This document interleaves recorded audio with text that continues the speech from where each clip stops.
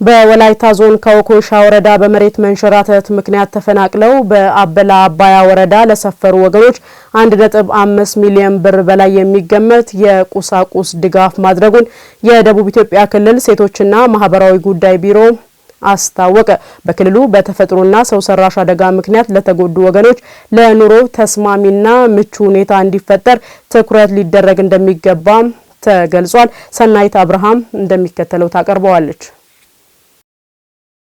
ለረጅም ዓመታት ግብርና ስራ መተዳደሪያቸው ሆኖ ከነልጆቻቸው በጋራ በሞቀ ጎጆ ከሚኖሩበት በመሬት መንሸራተት አደጋ ምክንያት በወላይታ ዞን አበላ አባያ ወረዳ የሰፈሩ የካወኮሻ ወረዳ ነዋሪዎች ኑሯቸውን እየመሩ ይገኛሉ። አደጋው በተፈጠረበት ጊዜ ለወገን ደራሽ ወገን ነው በሚል አለኝታነቱን ያሳየው የደቡብ ኢትዮጵያ ክልል ሴቶችና ማህበራዊ ጉዳይ ቢሮ ዛሬም ያሉበት ሁኔታ በመረዳት 1.5 ሚሊዮን ብር በላይ የሚገመት መማሪያ፣ ንጽህና መጠበቂያና ሌሎች ቁሳቁሶችን ድጋፍ ማድረጉን የቢሮ ኃላፊ ወይዘሮ ካሰች ኤልያስ ተናግረዋል። አንድ አካባቢ ሰዎች ሲሰፍሩ እንደ ሴቶችና ህፃናት፣ አካል ጉዳተኞች ልዩ እንክብካቤና ልዩ አቴንሽን ይፈልጋል። ከዛ አንፃር የሚገጥማቸውን ማህበራዊ ችግሮችን ለማገዝ እኛም እንደ ቢሮ ከጎናቸው እንደሆንን ለመግለጽ ነው የመጣ ነው። ስንመጣም ይጠቅማቸዋል ብለን ያሰብናቸው ያው ከዚህ ቀደም እንደነገርኩሽ አደጋው በተከሰተ ሰዓት የነፍስ አድኑ ስራ ነበር ትኩረት ይሰጥ የነበረው። ያኔ የነፍስ አድኑ ስራ ላይ ነበር ትኩረት ያደረግነው።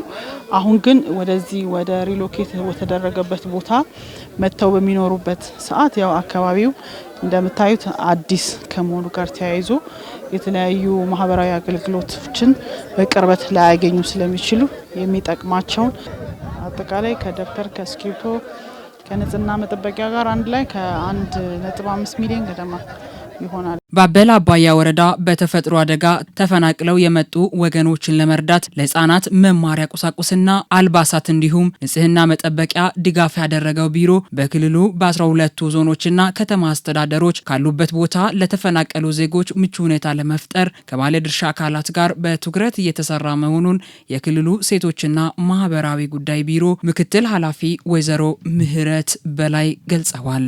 በክልላችን ውስጥ በተለያየ ተፈጥሮና ሰው ሰራሽ አደጋ የተፈናቀሉ ወገኖቻችን እንዳሉ ይታወቃል። መቼም በመፈናቀል በአደጋ ጊዜ ደግሞ ቀድሞ የሚጎዱት ሴቶች ናቸው፣ ህጻናት ናቸው፣ አረጋውያን ናቸው፣ አካል ጉዳተኞች ናቸው። ከዛ አንፃር እንደ ክልል ሴቶችና ማህበራዊ ጉዳይ ትልቅ ኃላፊነት እንዳለበት ቢሮ በጣም ከብዙ ባለድርሻ አካላት ጋር ነን ገብረመንታልም ከሆኑት ጋር በቅንጅት እነዚህን ተፈናቃዮች እየደገፍን እንገኛለን። ሴቶች በተሰማሩበት ዘርፍ ተጠቃሚ እንዲሆኑና በተፈጥሮ አደጋ ከቀያቸው ተፈናቅለው በሌላ ቦታ የሰፈሩ ሰዎችን በቀጣይም በመሰረተ ልማት ሆነ አስፈላጊ ማህበራዊ ጉዳዮች ላይ ድጋፍ ሊጠናከር ይገባል ተብሏል። ያልተሟሉ ብዙ ነገሮች አሉ። እንደ ህፃን እንደ ሴት ያው ትምህርት ቤቶች ገና ግንባታ ላይ ናቸው። ግን በአካባቢው ወደሚገኝበት ርቀው መሄድ የሚችሉት ርቀው ሄዶ እየተማሩ ናቸው።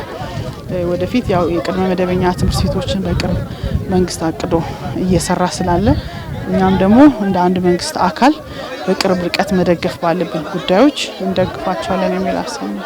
እንደ ዞን ሴቶችና ማህበራዊ ጉዳይ መምሪያ የተለያዩ ዘርፈ ብዙ ስራዎችን እየሰራን እንገኛለን። ከዚህም በዋናነት ሴቶችን እንዲሁም ህጻናትን በልዩነት አካባቢው ለነሱ ተስማሚ እስኪሆን ድረስ ምቹ ሁኔታ ተፈጥሮ እስኪለማመዱ ድረስ እነሱን የመደገፍ ስራ እየሰራን እንገኛለን። በተለያዩ ቁሳቁሶች የተለያዩ እርጉዝ የሆኑ እናቶች አሉ፣ እጅግ በጣም ህፃን የሆኑ ጨቅላ ህፃናቶች አሉ። እነዚያን የመደገፍ የተለያዩ የህክምና ተቋማት ለነሱ ምቹነትን የማረጋገጥ ተከታትለን የተለያዩ የንጽህና መጠበቂያ ቁሳቁሶችን የመደገፍ በተገቢው ለይተን እነሱን የማገገም ወይም የማቋቋም ስራ ከዞን አስተዳደር ጋር በጋራ በመሆን እየሰራን እንገኛለን። በቀጣይነትም በተገቢው ለይተን ይዘን እነሱ ምቹ መደላደል እስከሚፈጠር ድረስ ድጋፉን አጠናክረን የምንቀጥል ነው የሚሆነው። ድጋፍ የተደረገላቸው ወገኖች ድጋፍ ያደረጉ አካላትን አመስግነው መደበኛ የግብርና ስራ ለመስራት አስፈላጊ ሁኔታ ሊመቻች እንደሚገባ ጠይቀዋል። ዛሬ ለህፃናት ቦርሳ፣ ሳሙናና ልብስ ማጠቢያ ተሰጥቶናል። ከልብ እናመሰግናለን። ውሃ ቢያስቸግረንም ለመታጠብ ሳሙና ስለሰጡ እናመሰግናለን።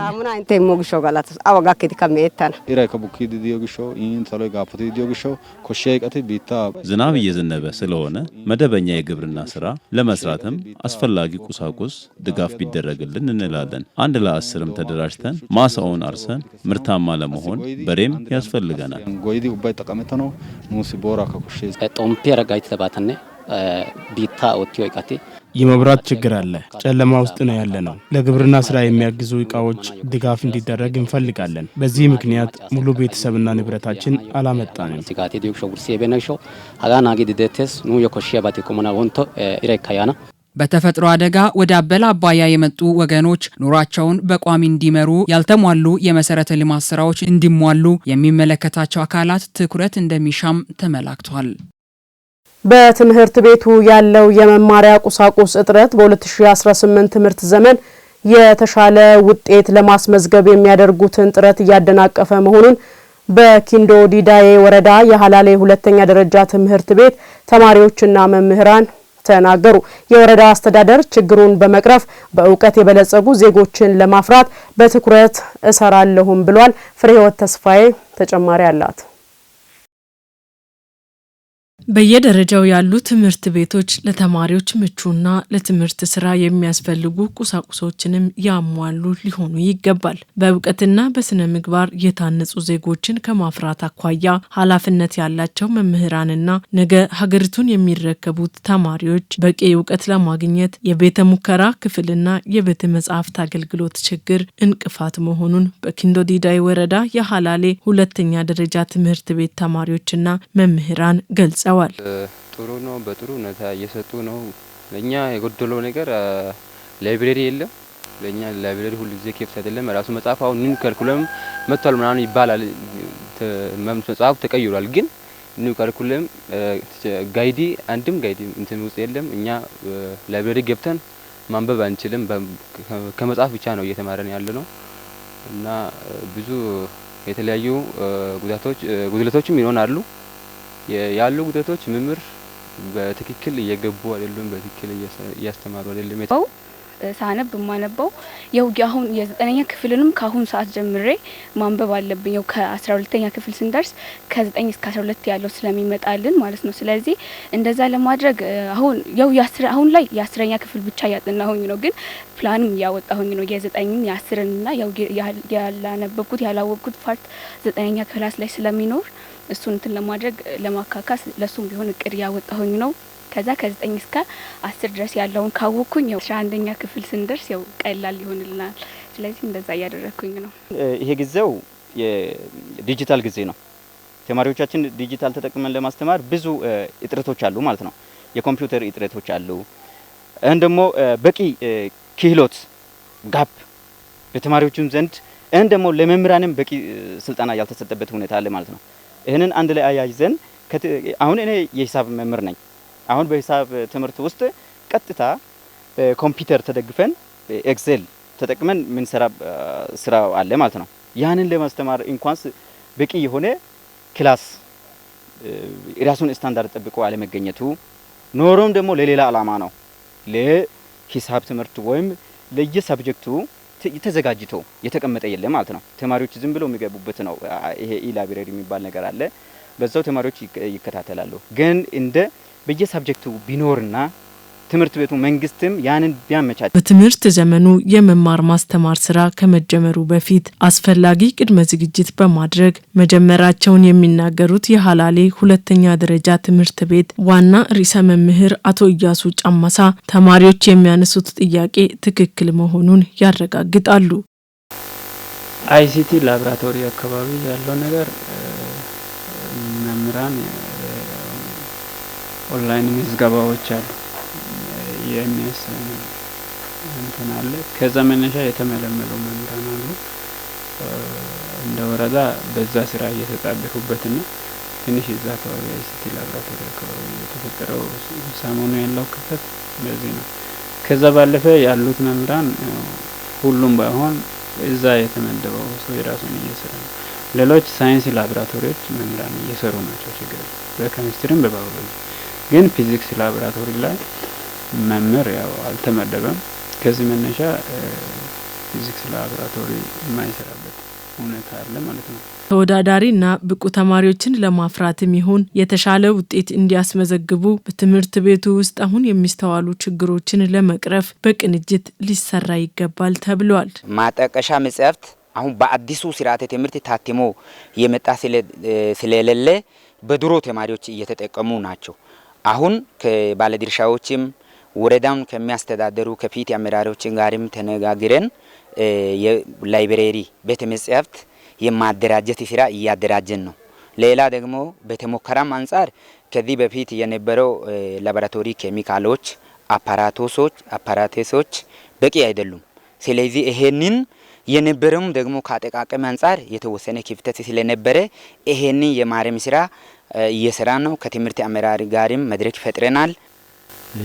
የማጣቀሻ መጽሐፍ ያው እንደተባለው ካሪኩለም ሲቀየር ይቀየራሉ እናምናለን። ይህንን ከማሟላት ረገድ የላቦራቶሪ ኬሚካሎችን ከማሟላት ረገድ የሚመለከተው ሴክተር ይሄ ነገር በጣም አስፈላጊ ናቸው። ግን እጥረቱ አለ በሚለው ልክ አላቀረበልንም። መጀመሪያ ስላልቀረበ ነው። ቢቀርብ ኖሮ ምን እናድርግ የሚለው ነገር እንደ ወረዳ ተነጋግረን የሆነ ነገር ማድረግ ይቻል ነበረ። አሁን ግን እነሱ በጥናት ላይ የተደገፈ ከየትምህርት ተቋማት እንደተባለው አላሌ ሃይስኩልም ይሁን ሌሎች ጎጮም ላይ ሃይስኩል አለ። እንዲሁም በተዋረድ ወጥታችም ጆነሪ ደረጃም ላይ የሚያስፈልጉ ነገሮች እነዚህ ነገሮች ጉድለት አለ ብሎ ቢያቀርቡ አቅም በፈቀደው ልክ ለመፍታት አቅደን መስራት እንችላለን። በሀገር አቀፍና በክልል ደረጃ በሚሰጡ ፈተና የሚቀመጡ ተማሪዎችና ሌሎችም በቴክኖሎጂና በሁሉም ነገሮች ተወዳዳሪ እንዲሆኑ ለውጤታቸው እንቅፋት የሚሆኑ ጉዳዮች ሊስተካከሉ እንደሚገባ ተመላክቷል። የሀገራዊ ምክክር ሂደት ለጠንካራ ሀገረ መንግስት ግንባታና ለብሔራዊ መግባባት መሰረት የሚጥል ወሳኝ ምዕራፍ ላይ መድረሱን በሕዝብ ተወካዮች ምክር ቤት የመንግስት ተጠሪ ሚኒስትር ዶክተር ተስፋዬ በልጅጌ ገለጹ። በኢትዮጵያ የረጅም ዓመታት ታሪክ ውስጥ ብሔራዊ መግባባት አለመስፈን፣ ችግርን በሰለጠነ መንገድ አለመፍታትና ኋላ ቀር የፖለቲካ አመለካከት በሀገረ መንግስቱ ውስጥ የታዩ ስብራቶች መሆናቸውንም አውስተዋል። የሀገራዊ ምክክር ሂደትን ማሳካት፣ ምርጫን በተሳካ መንገድ ማካሄድ፣ ችግሮችን በሰላማዊ መንገድ መፍታት፣ የህግ የበላይነትን ማስፈን ለሁሉም ኢትዮጵያውያን የምትሆን ሀገር ለመገንባት ያስችላልም ብለዋል። መሰዊያ ህዝቄን ዝርዝሩን ታቀርበዋለች። በሕዝብ ተወካዮች ምክር ቤት የመንግስት ተጠሪ ሚኒስትር ዶክተር ተስፋዬ በልጅጌ ከኢዜአ ጋር ባደረጉት ቆይታ በአሁኑ ወቅት በኢትዮጵያ ጠንካራ የሀገረ መንግስት ግንባታን የሚያፋጥኑ ተግባራት በመከናወን ላይ ይገኛሉ ብለዋል። ለዚህም አካታች ሀገራዊ ምክክር ለማድረግ ሰላማዊና ዴሞክራሲያዊ ምርጫን ለማከናወን የህግ የበላይነት የሰፈነባት ሀገር ለመገንባት እንዲሁም ችግሮችን በሰላማዊ መንገድ ለመፍታት ቅድሚያ ተሰጥቶ እየተሰራ መሆኑን ተናግረዋል። በኢትዮጵያ የረጅም ዓመት ታሪክ ውስጥ ብሔራዊ መግባባት አለመስፈን፣ ችግሮችን በሰለጠነ መንገድ አለመፍታትና ኋላ ቀር የፖለቲካ አመለካከት በሀገረ መንግስቱ ውስጥ የታዩ ስብራቶች መሆናቸውን አውስተዋል። የሀገራዊ ምክክር ሂደትን ማሳካት፣ ምርጫን በተሳካ መንገድ ማካሄድ፣ ችግሮችን በሰላማዊ መንገድ መፍታት፣ የህግ የበላይነትን ማስፈን ለሁሉም ኢትዮጵያውያን የምትሆን ሀገርን ለመገንባት ያስችላል ብለዋል። መንግስት ከለውጡ በኋላ ማንኛውም የፖለቲካ አጀንዳ ያለው ኃይል ቡድን፣ ግለሰብም ይሁን ፖለቲካ ፓርቲ፣ ማንም ኃይል ቢኖር አጀንዳዎቻችን ይዘን በጠረጴዛ ዙሪያ ቁጭ ብለን እንነጋገርበት።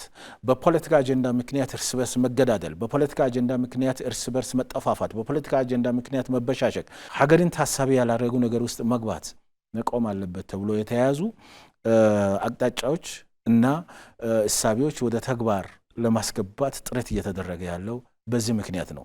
ከዚህ አኳያ ሀገራዊ ምክክር ማሳካት አሁን በዚህ ዓመት የሚካሄደውን ምርጫውን በተሳካ መንገድ ማካሄድና ምርጫው ዲሞክራሲያዊ ባህል እየተለማመድን ተቋማዊ መሰረት ያለው ዲሞክራሲ ባህል ለመገንባት የጀመርነው ስራ ላይ አንድ ተጨማሪ ኢንፑት፣ አንድ ተጨማሪ ቫልዩ አድ አድርጎ የሚያልፍ ምርጫ እንዲሆን ማድረግ፣ በሰላማዊ መንገድ ችግሮቻችንን መፍታት፣ የህግ በላይነት የተከበረባት ሀገር ተቋም ማህበረሰብ መገንባት የሁሉም አካል ስራ መሆን አለበት። የሀገራዊ ምክክር ሂደት ውጤታማ መሆን የኢትዮጵያን የቆዩ ችግሮች ትርጉም ባለው መልኩ እንደሚፈታ የገለጹት የመንግስት ተጠሪ ሚኒስትሩ የኢትዮጵያን ስብራቶች ከመጠገን አኳያም ጉልህ ሚና እንደሚጫወት ተናግረዋል። ምክክሩ ለብሔራዊ መግባባት ወሳኝ በሆኑ ጉዳዮች ዙሪያ መግባባት ለመፍጠር ስለሚያግዝ ሁሉም በንቃት መሳተፍ እንዳለበት ጠቅሰው ለግጭት መነሻ የሚሆኑ ጉዳዮችን በሰለጠነ መንገድ ለመፍታትም ትክክለኛ አማራጭ መሆኑን አብራርተዋል። ሀገራዊ ምክክር ለጠንካራ ሀገረ መንግስት ግንባታ ለዘላቂ ሰላምና ለብሔራዊ መግባባት መሰረት በሚጥልበት ወሳኝ ምዕራፍ ላይ ደርሷል ብለዋል። እስካሁን ወሳኝ የሚባሉ ስራዎች ተከናውነዋል።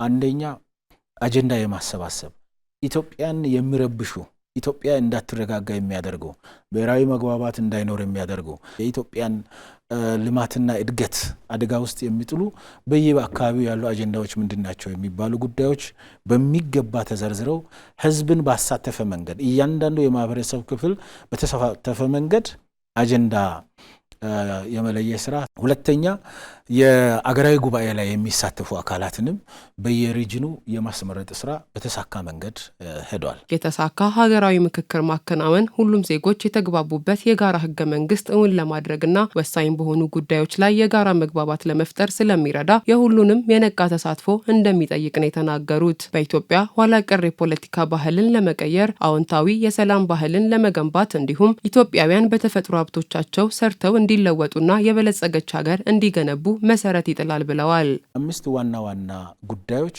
በሀገራዊ ምክክር ይሳካሉ ተብሎ ይታመናሉ። የጋራ ህገ መንግስት ለመቅረጽ እድል ይከፍታል የሚል ታላቅ እምነት ተጥሎበታል።